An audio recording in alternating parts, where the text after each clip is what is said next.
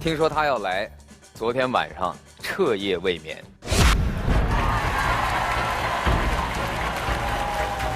我也想考考你，想考考你。我腿都软了。我们都把你视为法律人，不是媒体人。哦，那您看走眼了。你也在武汉上的大学？我在武汉上的大学的。41年前，他是恢复高考的第一届考生。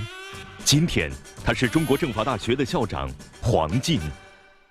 我只是大学里面的一个水珠，可以折射出中国高等教育的发展。作为大学校长，他对教育有怎样的思考？2016年，我们在校的大学生有3699万，在世界排第一。教育强国的目标又是什么？我们作为一个法律人，如何在职业中坚守自己的职业操守？老师应该教育孩子的底线在哪里？老师啊，实际上是言传身教，言为人师，行为示范。坚守初心，牢记使命，走进强国新时代。本期演讲者黄进。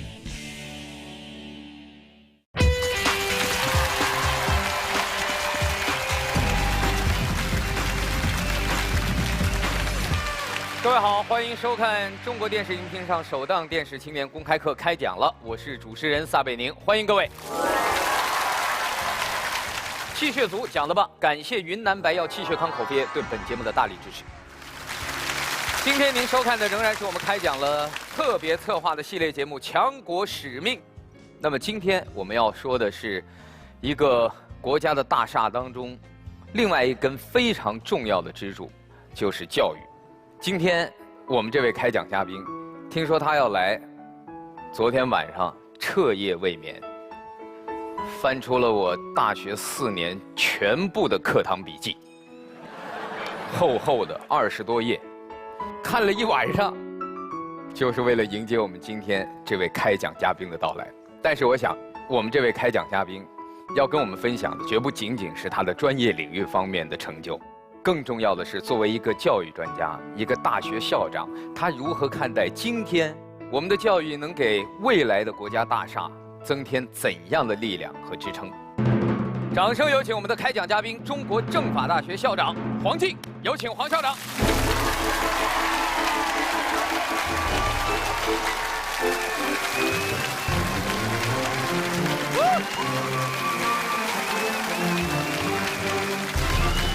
校长你好，你好，你好，你好，你好，黄校长。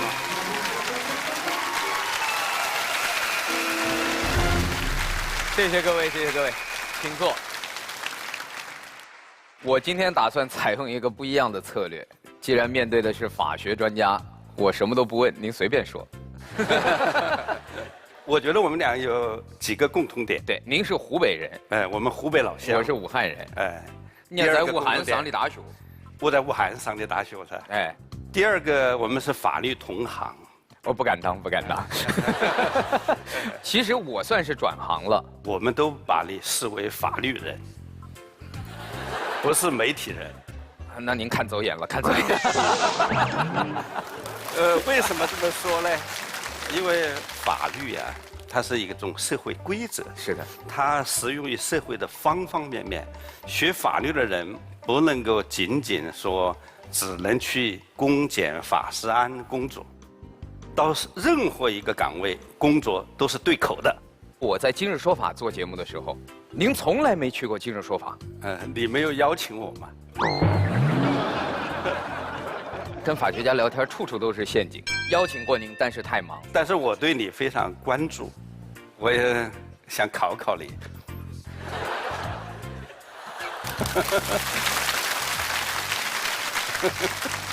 按照流程，校长现在开始该开讲了。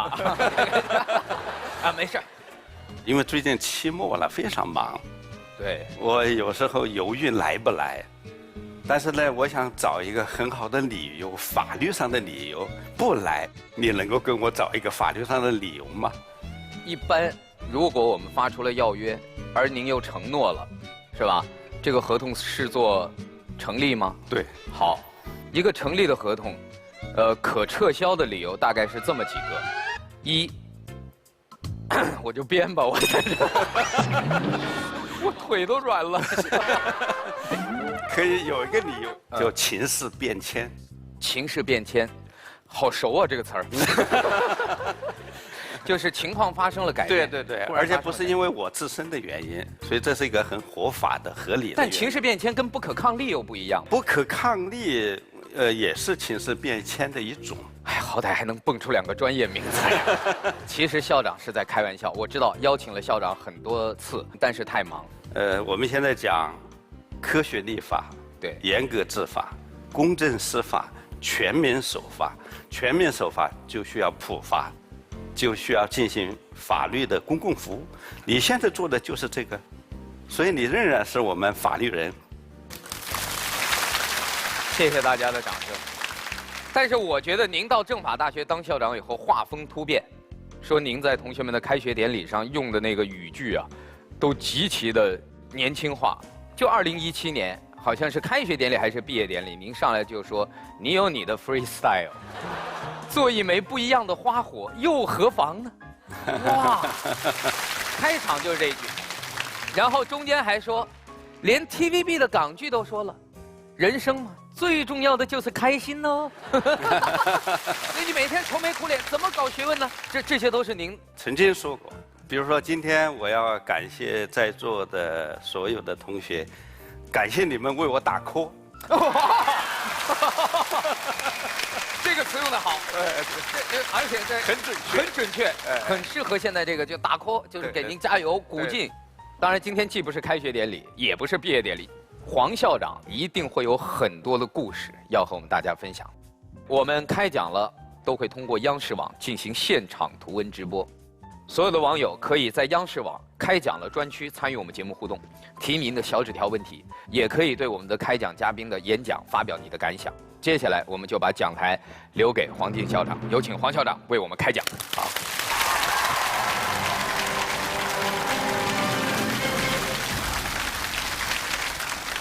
各位同学，大家好。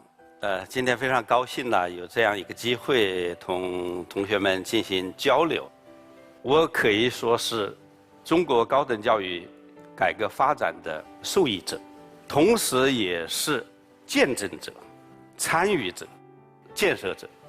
我呢是77年呢参加恢复高考制度的第一次高考，后来就在大学读书、教书，然后做大学的行政管理工作。所以这40年呢，一直在高校工作，在大学工作。刚才跟小撒交流的时候，我们2个还有一个相同点没有讲，就是我们2个这个说普通话都带湖北腔。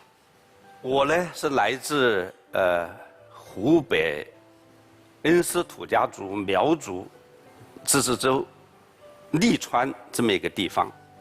不知道在座的同学知不知道龙船调？可能有的知道，但是我念其中一句歌词，你们就知道，没娃儿要过河，哪个来推我嘛？没娃儿要过河，是哪个来推我嘛？我就来推你嘛！这首歌啊，就产生自我们那个县。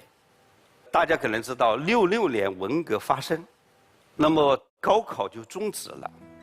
那么从我开始对大学有了了解之后啊，实际上我从小都希望能够上大学，但是那个时候上大学啊，不是通过高考上大学，因为那时规定呢，你必须在农村、工厂或者是部队工作2年以上，才能够有资格推荐上大学。那么我到1975年高中毕业，那么我说我还是下乡。当时下乡的一个很主要的目的，还是希望今后有一天能够推荐上大学。我印象有一个人被推荐上了复旦，那个时候家乡的老百姓呢奔走相告，觉得真不容易。所以尽管在那个知识很贫乏的年代呀，老百姓对能够上大学的人非常尊敬。但是77年到了2年的时候，也没听到什么消息。我记得在10月21号，当时的媒体就播国家要恢复高考。所以我们这些知识青年呢，应该说听到这个消息欢欣鼓舞。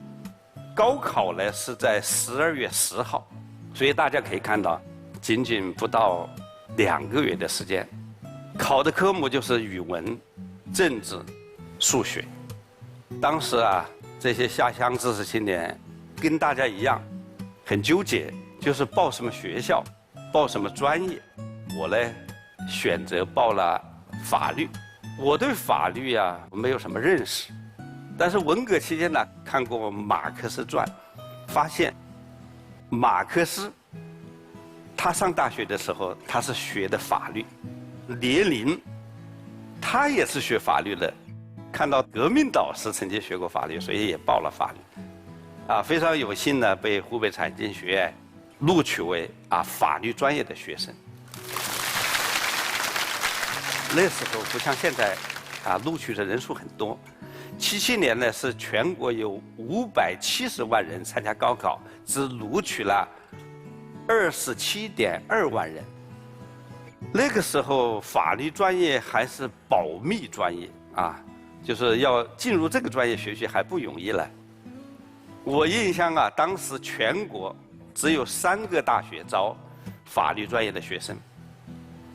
一个是北京大学，就是我们小撒上的那个大学，好像是招了53个人。另外一所大学就是吉林大学，吉林大学呢招了86个人。我们湖北财经学院招了50个人，大家算一算，加在一起就是全国77级法律专业的学生，全国只招了189人。上了大学以后，对大学呢有了一些认识。德国的哲学家雅斯贝尔斯曾经说过一句话，他说教育的本质是一棵树摇动另外一棵树，一朵云推动另外一朵云，一个灵魂触动另外一个灵魂。那个时候文革刚刚结束百废待兴，我们的老师也非常敬业，都想把过去失去的时间抢回来。就是我们每门课上完以后每一周这个老师都要到我们宿舍来待半天，坐在那个地方，同学们有什么问题就去可以跟他进行交流包括学业上的问题，包括人生方面的一些问题。所以那个时候这个制度我觉得是非常好，但是现在好像都没有了。我在湖北财经学院碰到了一位老师，叫王献书。那么由于他讲课讲得非常好，所以我后来选择要考武汉大学国际法专业的硕士生。那么我就去请教王老师，我说你能不能跟我指导一下怎么复习，怎么备考。王老师听说我要考武汉大学，非常高兴，特别介绍武汉大学的国际法领域的韩德培先生姚梅正先生等等。韩德培先生呢是中国教育学家，国际法专家，是我们中国国际司法的大师。这个老先生呢，对我的影响，我觉得主要在为人处事。韩德培先生首先他的眼光睿智。81年我们中国国民可能对环保没有最起码的意识，但是老先生提出来要建环境法研究所。这个环境法研究所不仅是中国第一家，而且是亚洲第一家，在世界上也是最早建立的环境法所之一。大学要办好，最主要的是要靠老师。清华大学的老校长说过一句话，大家都耳熟能详，所谓大学者，非谓有大楼之谓也，有大师之谓。所以，我们现在要建设教育强国，要建设高等教育强国。我觉得最首要的一条，就是要依靠高素质的教师。也就是说，在培养人方面要立德树人，就是我们现在我们的老师也要参与到这种离德树人当中去，既要教书，也要育人，不能够只教书不育人。就说老师啊，实际上是言传身教，就是你的言为人师，行为示范。那么我们要培养什么样的人？我们就提出来，我们要培养健全人格的人。大学肯定要给学生传授知识，这是基础。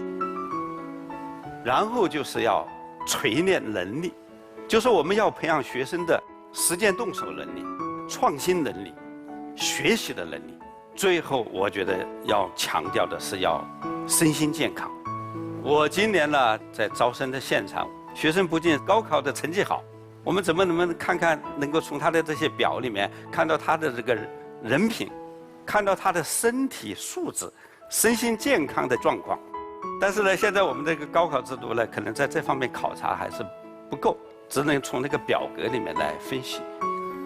后来那个新生到了学校以后，我去看军训的学生，然后老师就告诉我说，每天都有好几个同学在军训过程中晕倒，在体检的时候也有学生晕倒，可能是晕血吧。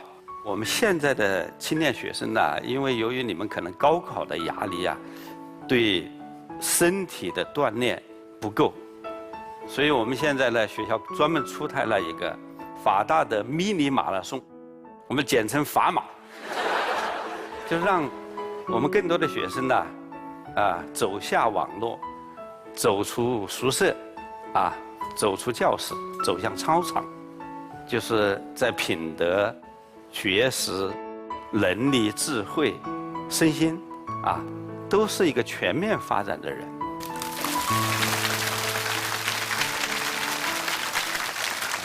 所以，无论是全面建成小康社会，还是基本实现现代化强国，它都必须要有教育的支撑。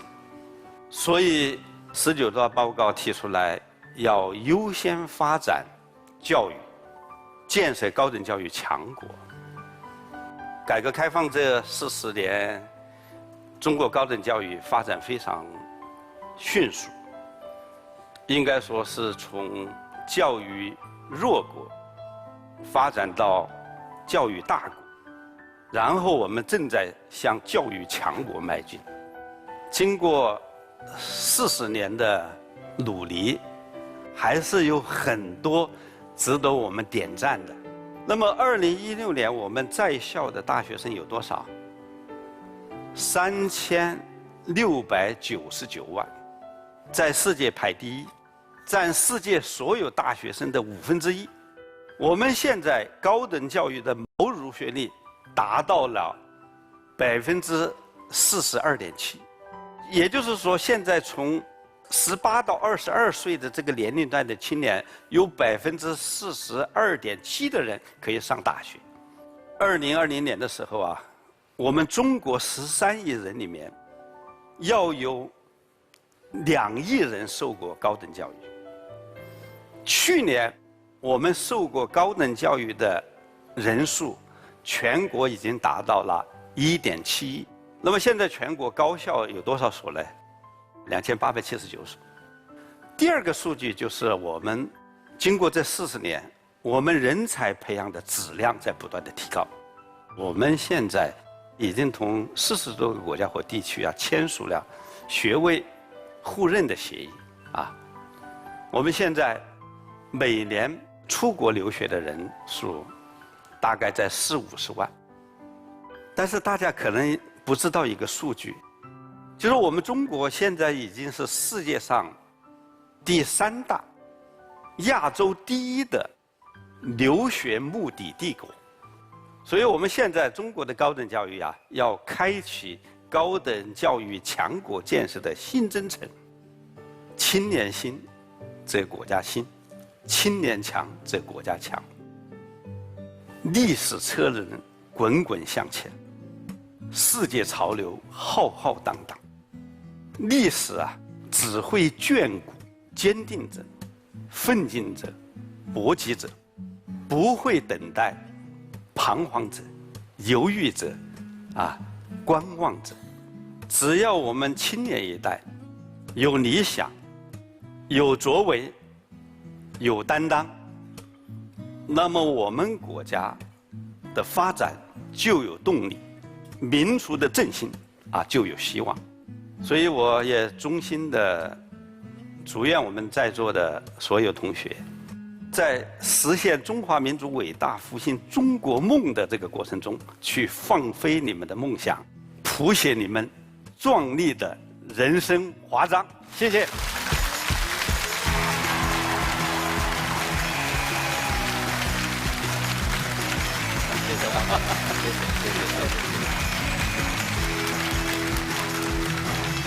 气血足讲得棒，云南白药气血康口服液邀请您继续关注开讲了。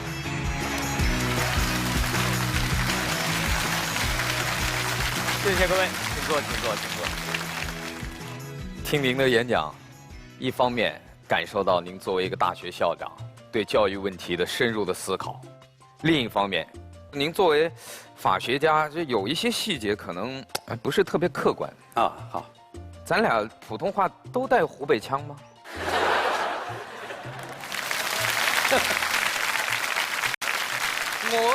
我哪里有嘞？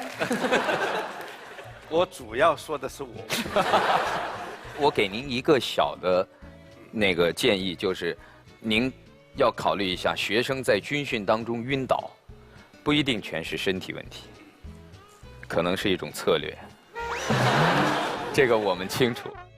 当时我还记得我们军训的时候，第一天军训，大夏天的，然后我们有一个男生就，咵，倒在地上。教官一看，好了，不说了，吃饭。待会儿您再看，这个同学坐在饭堂中间，所有的同学过去跟他握手，谢谢啊，谢谢。现在的学生，我觉得身体状况、素质，包括从小到大营养，这都没问题。但是我觉得还是要锻炼。这个锻炼呢，它不仅是对你身体的一种锻炼，而且是这个精神状态的一种涵养。经常锻炼的人，从气质上是能看出来，他有那个劲儿。好多今天来的，应该是法大的同学，在小纸条问的问题啊，都太有意思了。法大的同学，这个脱发的情况很严重吗？我看到好几个小纸条问题问这个。个别现象是有的，但是这说明一个问题，就是我们中国政法大学的学风非常好。哦，这个是跟学风成正比的。对，以校长用脱发的程度来评价一个学校的校风的话，可见北大一般。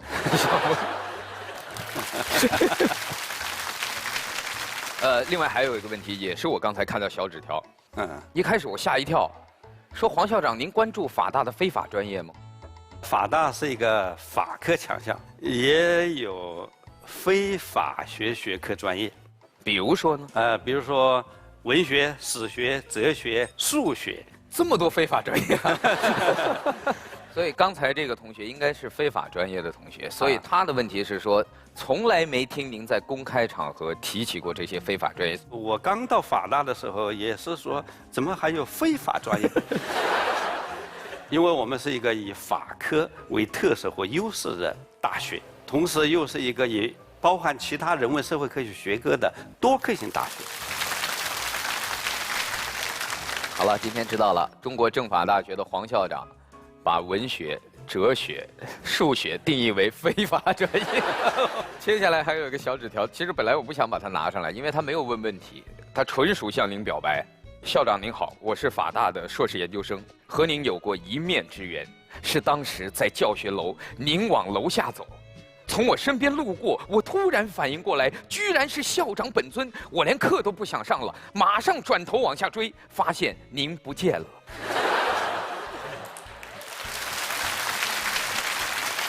我第一次听到为自己的逃课找这种理由的人。就在学校里，您会经常碰到跟您擦肩而过的同学？那经常碰到，因为大家会什么反应？我都是校长好，老师好，就打个招呼。我上大学的时候啊，武汉大学有个老校长叫刘道玉，他在当校长期间是非常注重跟学生的接触，学生只要有事来找他，他都会接待。那么现在呢，因为我呢还是尽量找机会跟学生有所接触，对。比如说我现在是基本上是在学生食堂吃饭。哦。哎，中午我在吃饭的时候就可以跟学生食堂交流一下。你也打卡？当然。周围的学生很淡定嘛。您怎么前面还有一盘专门的？这个是学生他自己的，我是吃在旁边那一盘。学生现在吃这么多啊？他们是几个同学一起。哦，合伙打一个。哎，合伙的。我是你看那个青菜、豆腐。您是一个和学生还是愿意打成一片的校长，不像现在有好多大学生都抱怨说校长难见，可能整个大学期间就见2次，开学典礼1次，毕业典礼1次。但我说有的时候就只能见1次，因为你不一定毕得了业。我们开讲了，都会通过央视网进行现场图文直播，所有的网友可以在央视网开讲了专区参与我们节目互动，提您的小纸条问题。今天我们就选了几个，我们来看一眼。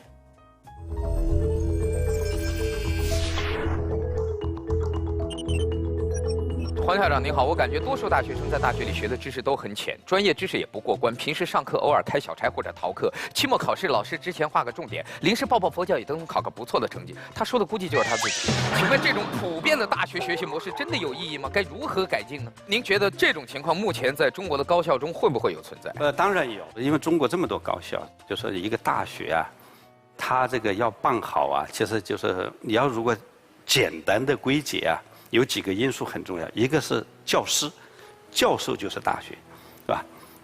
第二个就是学生，他自身的这种潜质啊，对你办好这个大学非常重要。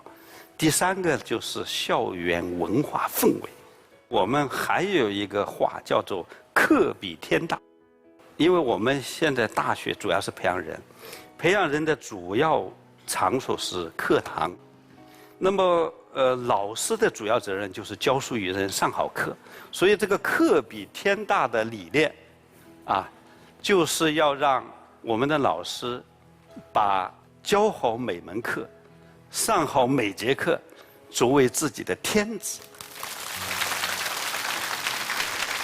法大的学生气质也不一样，看到没有？你看这位女生飘忽的那种感觉。接下来把时间留给6位青年代表。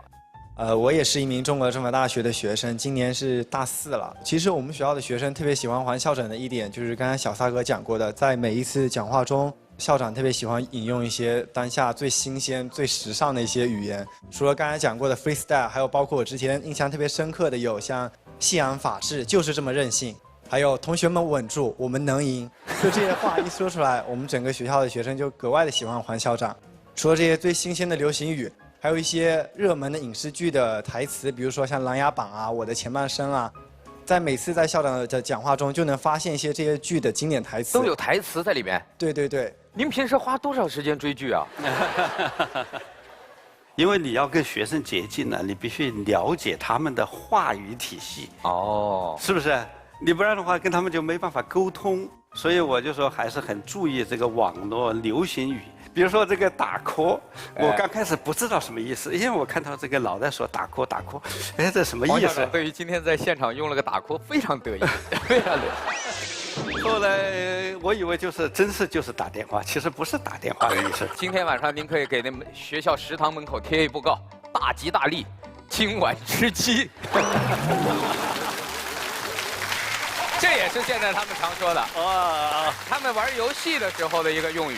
现在网络上有一个特别流行的语句叫做“佛系青年”。什么是佛系青年呢？就是说这个青年对于一个事情的态度，觉得我有也行，没有也行。比如说我今天吃饭吧，我吃这个也行，我吃那个也行，我吃饱就行，怎样都无所谓。而对于我们学生来说呢，这个课吧，哎呀，我去上也行，我不上也行，反正我能毕业能过考试，我怎样都行。有人认为这是一种思想上的解放，是一种洒脱。也有人认为呢，这是一种思想上的退步。而黄校长，您对于这种观点，您是怎么看的呢？作为大学校长，我还是会引导学生成为一个有为的青年。我觉得一个人呢，要成功，我觉得要有远大理想，也要有小目标。那你不学习，我觉得人肯定不行的。就说青年人呢，在这个阶段，除了要学习专业知识以外，最重要的是要学会学习，学习的能力、创新的能力、实践动手的能力，这3种能力是最重要的。就是我的老师，就是韩德培先生呢，他给我印象非常深刻的就是要有3心，就是信心、决心、恒心，就是对自己要有信心，干事要有决心，对你的成长成才要有耐心，就是要坚持不懈、坚定不移、坚韧不拔。独行非常重要，就是这笃行。笃行。哎呀，我对这个有湖北腔了，笃行。您说独行，感觉像自己走似的。笃行，笃定的笃是吧？对，独行。所以您还说我跟您一样。佛系青年啊，只不过是最近网上流行的一个带有一些玩笑意味的词汇。这种佛系青年只是说可能对很多事情无所谓，看得很淡。作为一种心态未尝不可，但是作为人生态度，我觉得值得推敲。更何况的是，选择是你逃避不了的，所以可以作为一种心态，让自己在校园里活得开心一点。做人嘛，最重要就是开心喽。但是，对，作为人生态度，积极向上，对，仍然还是青年人的主题。对。刚才他讲这个唯一一个词啊，我觉得我有点创造啊，就是我们不是都是本科生都在昌平嘛，对，所以我们应该说我们是昌平人。昌平人。但我有一次在发言里面说，我是昌平人 ，We are 昌平。哇！哎，这个好，这个好。昌平，因为法大的主校区是在昌平。对对对，我是昌平人 ，We are champion。对，我们是冠军。对对对。 We are the champion。下一位，梁志斌。主持人好，王校长好，我是梁志斌，来自广州市建筑工程职业学校。建筑工程职业学校。对。哦。我首先给大家看一下我的手上的工具，给你们猜测一下。好啊，这个我知道。卷尺嘛，那个是卷尺，大家应该都知道。这个有谁能说出它的准确的学名？这个工具，黄校长。我不知。黄校长居然憋出了半句广东话，我唔知。我唔知。前2个发音对了，黄校长也不知道。你给大家公布一下准确的学名。就是水平尺嘛。水平尺。对，水平尺，对，水平尺。就测量那楼层的水平和垂直的。它的精度是非常的高的，都精确到毫米以内的，就像他们大学生一样嘛，他们经常用的是纸跟笔嘛，而我们在工地上经常用的是尺跟水平尺嘛。那你在这方面专业技能方面是什么水平？在这方面的话，应该是在中等水平以上吧。非常谦虚。真的这么远过来啊！我要告诉您，为什么把他这么远请过来，因为。他在前不久举办的世界技能大赛中，在他的专业领域，他拿到了金牌。站在我们面前的这个腼腆的广东小伙子，是一个身披国旗，在职业赛场上拿到金牌的高手。什么时候？什么比赛？砌筑比赛。砌筑。对。就我们常说的搬砖小哥。对对。所以这是一个他们给出的一个砌筑图案。对，这个是他们给出图纸，我们是按图施工做出来的。然后你的作品是？就是我旁边这3个。最后是金奖吗？对。在哪里举办的这个是在？在阿布扎比阿联酋。360行，行行出状元。对对对，用青年人说的话就是厉害了我的哥。哇！是不是？但是王校长估计口袋里有个小词典。我觉得他这个就是我们现在国家的高等教育啊，我们正在从高等教育大国向高等教育强国迈进的这个新征程中，他们这部分也是高等教育的一个组成部分，就是叫做职业技术学院。职业技术学院呢，我们现在呢有职业技术学院，然后是本科，然后研究生教育啊。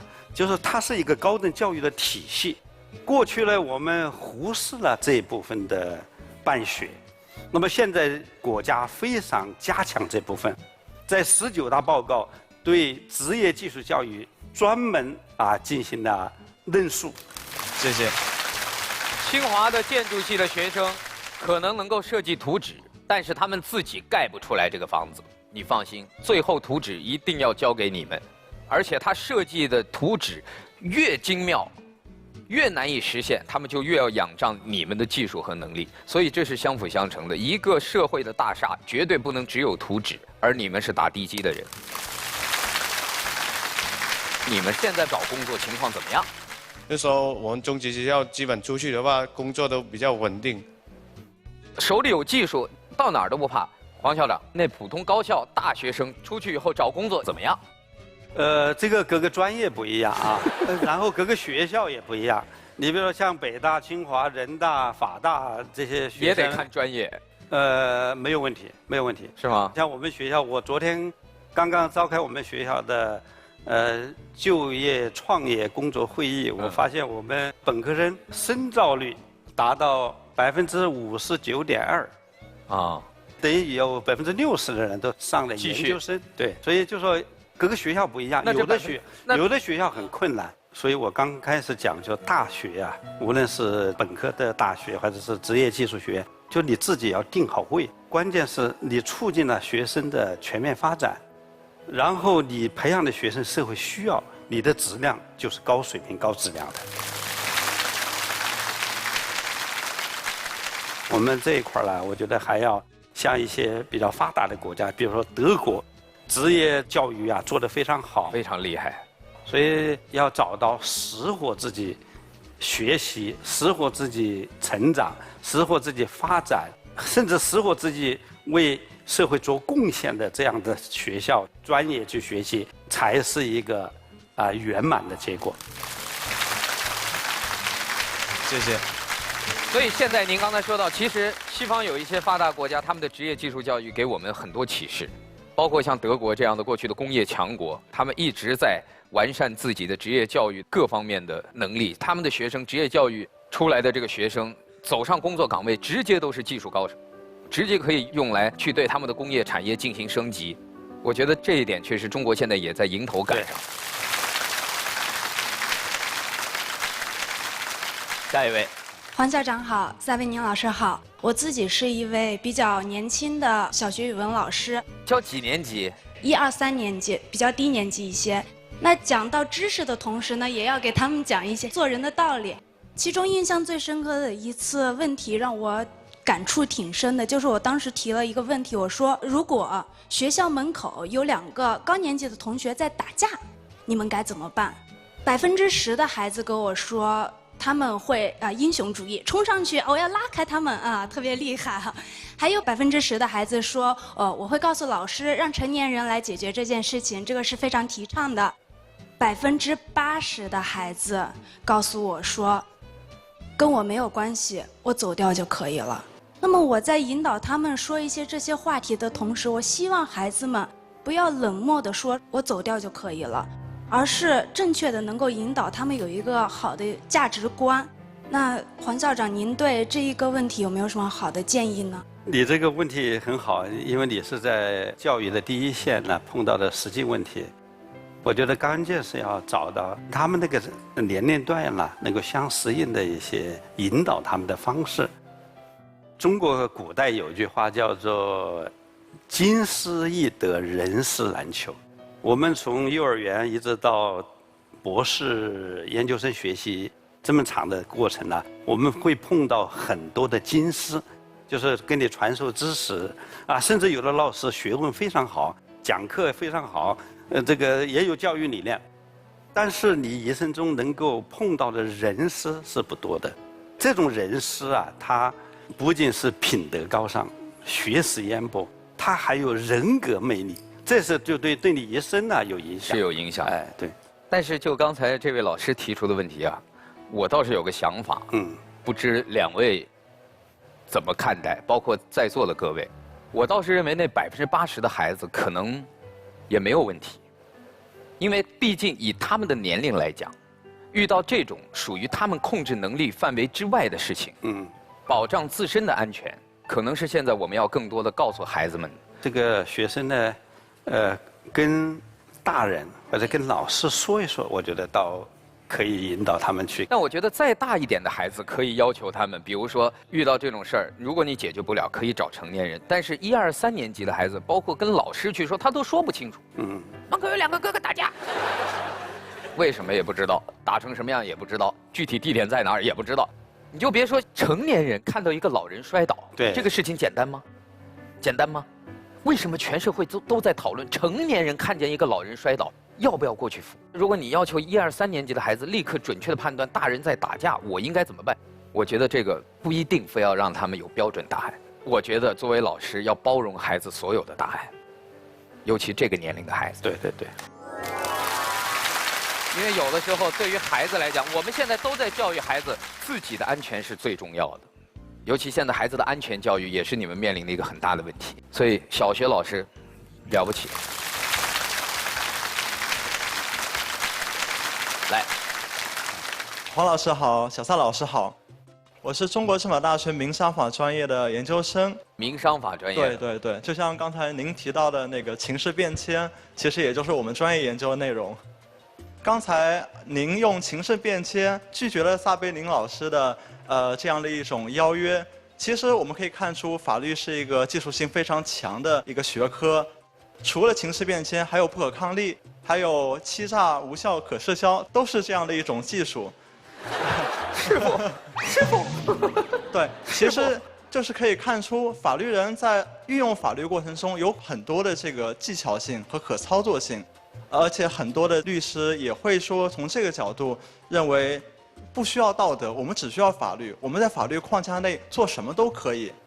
所以我想请问黄校长，我们作为一个法律人，如何在职业中坚守自己的职业操守、职业道德？他这个问题呢是问得比较好，因为社会上也有这种现象，学法的不守法，学法的也违法违纪。我们学法律的人呢，有时候会陷入法条庸俗主义、法治机械主义、法律形式主义。我不知道你有没有这个感觉，我觉得偶尔会有出现这种情况。所以现在我们讲就是，依法治国、以德治国要结合起来。你比如说山东有个案子嘛，就是有个要债的，然后呢侮辱他的母亲，然后他激愤之下把那个人杀了。辱母案。对。那么这个案件就后来你看。给他判了这个很重的刑罚，但后来经过这个上诉的审理纠正了这种做法，就说明你要说严格，他按照法律好像也不错，但是你这样只考虑了法理，没有考虑到天理和人情。有一个观点，我也想跟您探讨，就着刚才咱们这位青年代表的问题，就是现在在社会上很多法律的事件都能够引起公众极大的关注，而很多媒体人也提出了一个概念，叫后真相时代。就是现在由于媒体的开放、网络的平台的这样的一个包容，几乎所有的人都能够没有太多成本的对一个事件发表观点和态度，以至于现在一个事件究竟真相如何已经不重要了，情绪的表达、站队、两边不同之间的互撕。这种东西反而成了网上最精彩的东西，但是这样的一种现象，对于这一代年轻人来讲，他们的独立思考能力、思辨能力，会不会受到影响？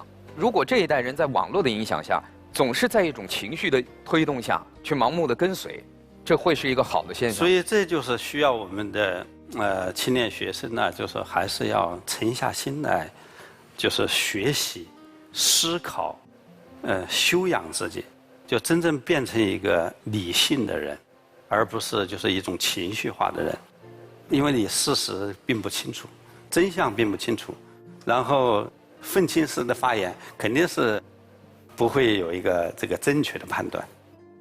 我个人觉得您刚才说到的这样一种未来能够把天道、法理、人伦都集合在一块儿的这样一个完美境界，很有可能就在这一代人身上。所以未来你们作为职业的法律人，也是这个社会理性思辨的引领者，你们的责任还是很重大的。谢谢。来，宋雨琦。其实我们中国有一句古话叫“德润人心”，法安天下，可能法律从社会的角度来说，可以说是规范人们的行为。那么可能德呢，更多注重的是内省，注重的是心灵的这样的一个修炼。那其实现在很多刚刚进入到大学的学生已经有00后了，怎么能够在这样的一个时代的背景下，能够把这个立德树人更接地气儿，能够更运用到实处？就是说，我们大学生应该怎么样立这个德？德啊，要分3个层次，就是小德、中德、大德。小德呢，就是公民道德；中德呢，就是职业道德；然后大德就是你这种爱国家国情怀。所以我们不能光讲大德，我们也要讲中德，也要讲小德。其实我们中国传统啊，已经讲得很清楚，百善孝为先，首先孝敬你的父母。冯友兰先生他也讲过，他说教育的价值啊，不在于把某种知识传授给人啊，他首先是要把这个人呢培养成为一个人。所以我在办教育的过程中啊，我是希望呢学生呢，首先学生是一个人，他首先要成为一个全面发展的人，然后再成为一个合格的公民，再然后要成为我们社会主义事业的建设者或接班人。您也提到，就是我们现在是从高等教育的大国向强国转变，或者说您当年是想上学，到我们现在是上好学，每个时代都有每个时代面临的问题。那么您觉得在现在这样的一个时代里面，我们这个高等教育也好，或者我们教育也好，面临的最突出的矛盾或者是最主要的问题是什么？有没有什么妙招？高等教育现在这个最突出最主要的问题啊，还是在怎么提高教学质量，提高人才培养的质量，提高科学研究的水平。所以核心是提高质量，不是说不要数量啊，不要规模。但是我们现在规模已经很大了，就是我们现在就是有发展这个不平衡的问题，比如说中部或西部，城市或农村，这个问题还是很多。因为我们西部的高校比较少，这个上学就相对比较难。但是我们现在也采取一些措施，你比如说我们现在每年要专门向中西部农村地区投放指标，招一些这些地区的学生。另外呢，我们在实现教育公平方面，我觉得我们通过奖学金、助学金各种各样的绿色通道，就是不让一个因为家庭困难的学生来失学。所以这个怎么也是要解决这个不平衡、发展不充分的问题。你即使身上没带钱，到了大学也能够上大学学习，就是要解决这个问题。还有一个需要解决的问题，大学到底怎么办？一定是要坚持正确的办学方向。你这个大学的办学目标是什么？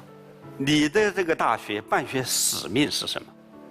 现在教育部部属大学也制定了自己的章程，这都是在往构建现代大学制度迈进。因为你现代大学必须要政府要依法执政、依法办教，那么学校你要依法办学、依法治校，所以这都是往这个方向走，但这个路还很长。谢谢黄校长。谢谢。应该说，教育确实是一个国家太重要的基础，而且教育可能是贯穿我们每个人一生最重要的事情。我们的教育绝不仅仅在我们迈出大学校园那一天就停止了，恰恰相反，可能一个全新的教育才刚刚开始。所以，每一个人，我们既是受教者，同时也让我们成为刚才黄校长所说的，去撼动另一棵树的那棵树，去推动另一朵云的那一朵云，让我们每一个人都能成为这个社会上用自己的完善的人格和能量去辐射周围的一个有用的、合格的社会公民。谢谢，感谢黄校长今天给我们带来的精彩开讲，下一期开讲再见。好，谢谢。人来人往的街头，想要自己的路自己走，不给平凡生活的借口，只要给我机会去疯狂。